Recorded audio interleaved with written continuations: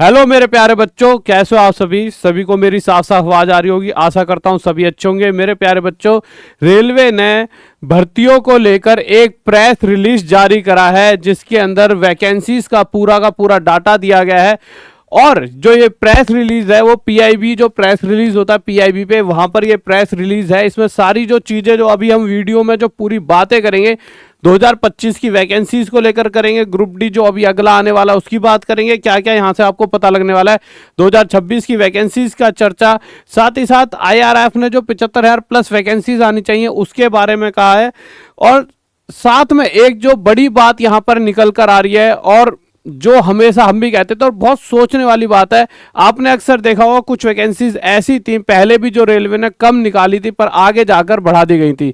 तो कुछ लीडर हैं, जो कुछ यूनियन जो लीडर होते हैं, बड़े लीडर, उन्होंने ये बात कही कि ग्रुप डी में अगर वैकेंसीज को बढ़ाने को लेकर सभी टीचर एकजुट होते और वैकेंसी के लिए बात उठाते और सभी बच्चे वैकेंसी के लिए बात उठाते तो वैकेंसी बढ़ जाती, क्योंकि वैकेंसी कम निकाली जाती है उसके बाद सब चाहते हैं कि जब बच्चा डिमांड करे और वैकेंसी को बढ़ा दिया जाएगा तो बच्चों को लगेगा यार हमने जो चीज मांगी वो हमें मिल गई। इसी तरह से 1 लाख से ज्यादा पद खाली थे परंतु कम वैकेंसी निकाली गई, जिससे कि हम सब और आप सब बच्चे मिलकर डिमांड करते और 15-20 हजार भर्तियां और एक्स्ट्रा निकल जाती, आप सब खुश हो जाते, हम भी खुश हो जाते, यार रेलवे कितना अच्छा है। और यही एक प्रोसेस होता है सबको खुश रखने का। परंतु बच्चों ने तो पता नहीं, परंतु टीचरों ने अपने अपने चीजों को चलाने के लिए कोई आईटीआई में बट गया, कोई मेरे भाई 10th वाले के लिए वकील लेकर जा रहा है, जबकि सबको पता था, समझदारी ये होती कि सिर्फ वैकेंसी की बात होती और वैकेंसी का मुद्दा उठाया जाता, परंतु सबने अपनी अपनी रोटियां सेकी। तो ये बड़े बड़े यूनियन लीडर, जो आप समझ सकते हो सारा का सारा जो रेलवे में अपने अपने लीडर होते हैं, सबकी अपनी अपने चीजें होती हैं, सब इंटरनली कनेक्ट होते हैं, सबको पता है किस तरह से प्रोसेस होता है। तो सारी चीजों पे भी बात होगी। आईटीआई रहेगा, 10th रहेगा, इसका बहुत बड़ा मुद्दा, ये सारी चीजें बात होंगी। तो यहाँ पर आप अगर देखो तो सबसे पहले मेरे प्यारे बच्चों, जो अभी का जो यहाँ पर ये चीज पूरा लेटर में बहुत सारी चीजें हैं, ऐसा नहीं है सिर्फ एक ही साल की बात हुई है।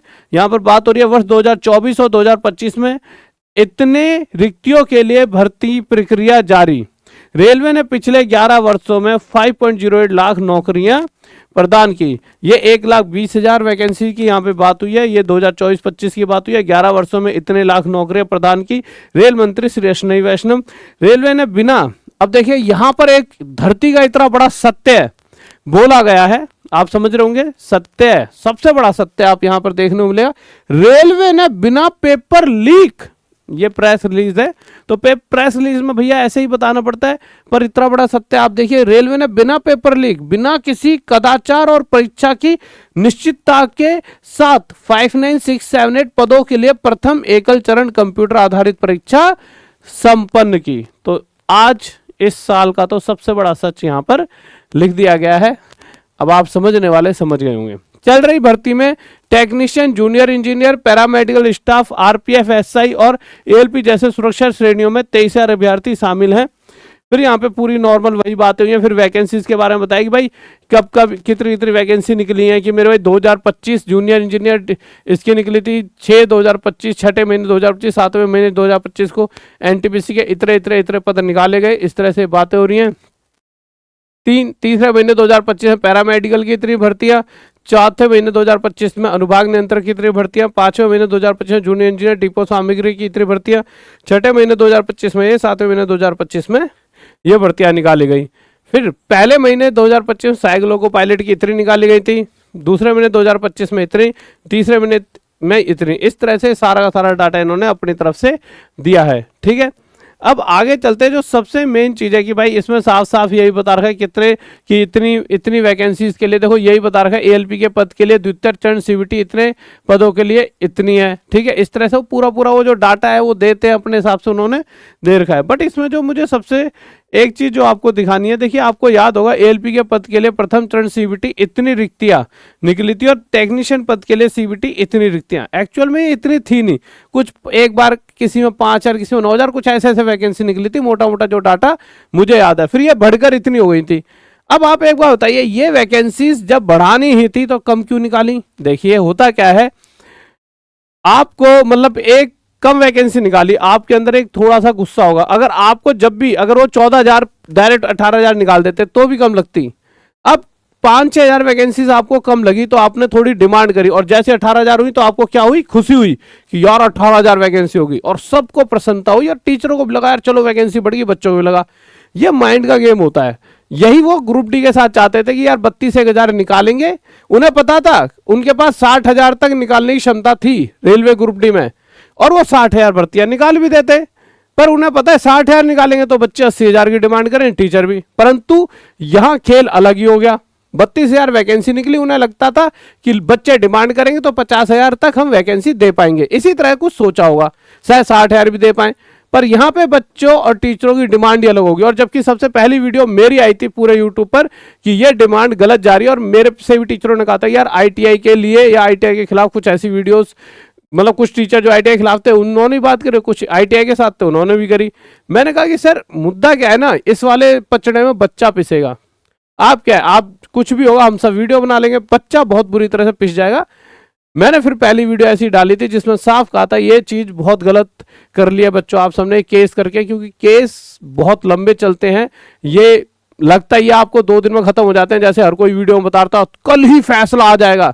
मैंने कहा 1-1 साल लग जाता, और वही हुआ। बच्चों ने बहुत गाली दिया, अरे सर आप तो चाहते ही नहीं हमारा भला हो। मैंने भला छुपा ही नहीं इस चीज में। इससे बढ़िया तो सारे टीचर मिलके वैकेंसी बढ़ाने की मांग करते थे, ट्विटर पे कैंपेन, रेलवे बैठा था, भर्तियां उसके पास खाली पड़ी थी, आपको दे देता। पर चलो इस बार जा देंगी वो वैकेंसी, क्योंकि रेलवे को तो देखिए मुद्दा क्या, अभी एआरएफ के जो वो है जो रेलवे फेडरेशन के सबसे बड़े मुखिया होते हैं, ठीक है, तो अच्छे अधिकारी होते हैं वहां पे, उन्होंने ये डिमांड रख दी अपनी पूरी साफ साफ कि भाई 75,000 प्लस वैकेंसीज होनी चाहिए। क्यों होनी चाहिए? क्योंकि एक्ट अप्रेंटिस वाले बच्चे ज्यादा से ज्यादा कर रहे हैं। एक्ट अप्रेंटिस क्या होता है, जो रेलवे ना अपनी एक ट्रेनिंग देता है। अब एक बात बताइए, मैं अपने पास बुला के आपको कंप्यूटर सिखाने ट्रेनिंग दे दूं, इसीलिए तो दे रहा हूं कि कल को भाई तुम्हें इस लालच में कि तुम्हारे को मैं जॉब भी दे दूंगा। भाई रेलवे की सारी चीजों के बारे में बच्चा सीख रहा है एक्ट अप्रेंटिस में, सरकारी संस्था से जो रेलवे ही सिखा रही है, तो रेलवे चाहेगी ना इन लोगों को मैं जॉब भी दूं, तो उसके लिए उसे जॉब भी निकालनी पड़ेगी। और जब जॉब वो निकाल रही है उसका 20% जो है वो बहुत कम पड़ रहा है, क्योंकि एक्ट अप्रेंटिस बच्चे बहुत ज्यादा करने लग गए हैं। तो जो एआईआरएफ है उसने भी डिमांड करे भाई वैकेंसी ज्यादा निकालो, क्योंकि यहाँ पर ये जो बच्चे हैं हमारा मतलब खुद का हमारा बनता है कि इन बच्चों को जॉब दी जाए, क्योंकि ये एक्ट अप्रेंटिस कर रहे हैं, यानी पूरी रेलवे की ट्रेनिंग ले रहे हैं ना, सब कुछ आता है। अब 1 साल इन्होंने रेलवे की सारी चीजें सीखी, कल को इनको जॉब नहीं मिलेगी तो कैसे काम चलेगा? अगर एक्ट अप्रेंटिस वालों के लिए जॉब निकालनी है, यानी मान लो 20,000 बच्चों के लिए जॉब निकालनी है, तो 1 लाख निकालनी पड़ेगी, क्योंकि टोटल का सिर्फ 20% ही रूल तो यही है। तो इस वजह से उन्हें वैकेंसी ज्यादा निकालनी पड़ेगी। ज्यादा तो क्या, पिछली बार ही 50,000 ही निकलने वाली थी, बच्चों ने कुछ गड़बड़ी करी, और बच्चों से ज्यादा तो देखिए बच्चे तो जो टीचर कहता है वही करता है, तो टीचरों ने अपनी रोटियां सेकी हैं। तो भाई मैं तो कहता हूँ किसी को बुरी लग जाए, गलत तो गलत है, बच्चों के साथ तो खेल ही हो गया है। पता सबको था, होना कुछ नहीं है, इतना इजी थोड़ी। आप एक बताइए आईटीआई को जिता भी देते आईटीआई वाले बच्चों, तो फिर 10th वाले केस कर देते, अब 10th वाले लगा देंगे लड़ी सी। तो वहां पे जो जज होंगे उन्होंने समझदारी दिखाई कि यार ये तो बहुत लंबी चीज, बच्चों का ही घाटा है इसमें।